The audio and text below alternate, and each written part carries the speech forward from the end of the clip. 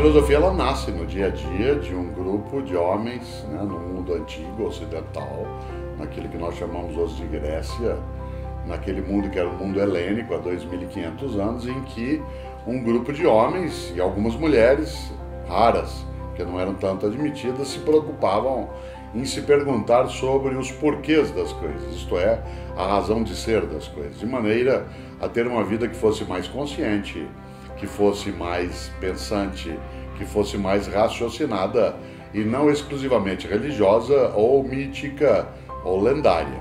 Por que as coisas são como são? Qual é a fonte do poder? A vida tem um sentido? Os números no mundo da matemática, eles expressam uma verdade ou eles são uma invenção humana? Existe uma divindade? Existem divindades? Essas divindades, elas têm ação sobre nós?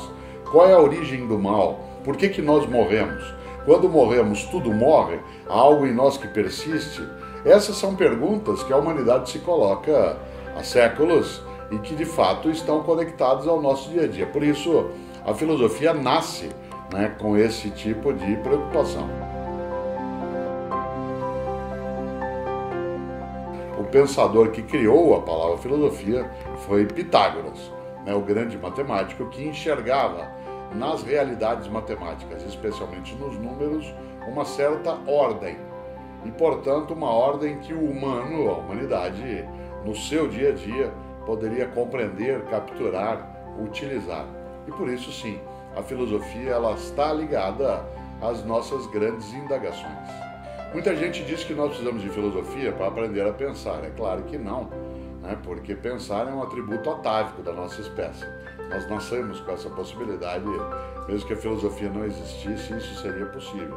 Outros diriam, não, pensar é pensar bem, não é como pensa, por exemplo, um outro ser, como pensa um outro animal. Mas não necessariamente, porque você pode pensar e pensar mal, e a filosofia também tem e teve os seus maus pensamentos. Por exemplo, vários filósofos equivocados.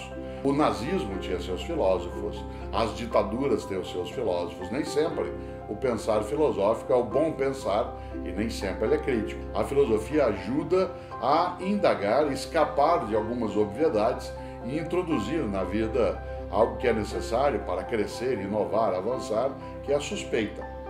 A suspeita em relação ao modo como as coisas são, será que elas são desse modo? De fato, filosofia se assemelha um pouco a algo que sai do óbvio e, portanto, entra para nós, né, numa outra percepção.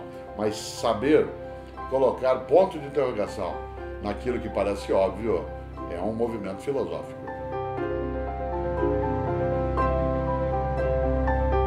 Eu acho que eu teria dois grandes pensadores que eu gostaria sempre de mencionar como alguém que lida com o dia a dia da vida. O primeiro deles é Aristóteles, grande pensador macedônico, né, do século IV a.C., um homem que se dedicou a pensar o que nós chamamos hoje de física, de psicologia, estudou o tema da arte, do teatro, da comunicação, da estética, da política, da ética.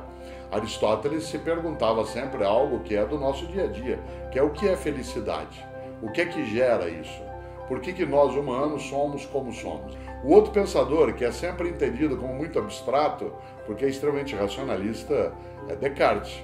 O filósofo Descartes, um filósofo que nasceu em 1596, ele morreu em 1650, portanto ele pegou a quase totalidade da vida dele no século XVII, mas que levantou uma grande questão.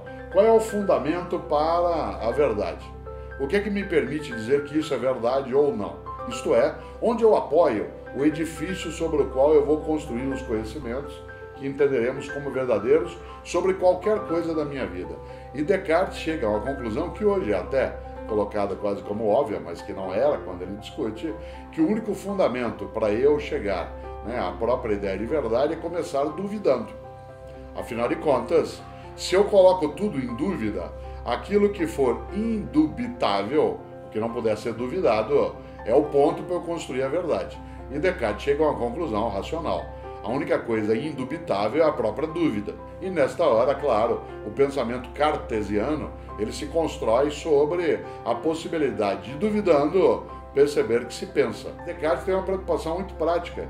Ele começa a estabelecer no discurso do método, que é uma obra dele especial, quais são os caminhos que a gente deve seguir para, por exemplo, resolver um problema.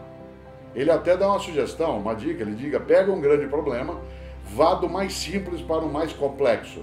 Divida em tantas partes quantas forem possíveis e você vai resolvendo daquilo que é mais simples até chegar à grande complexidade. A filosofia, ela é para mim não só uma profissão, ela é um modo de ser.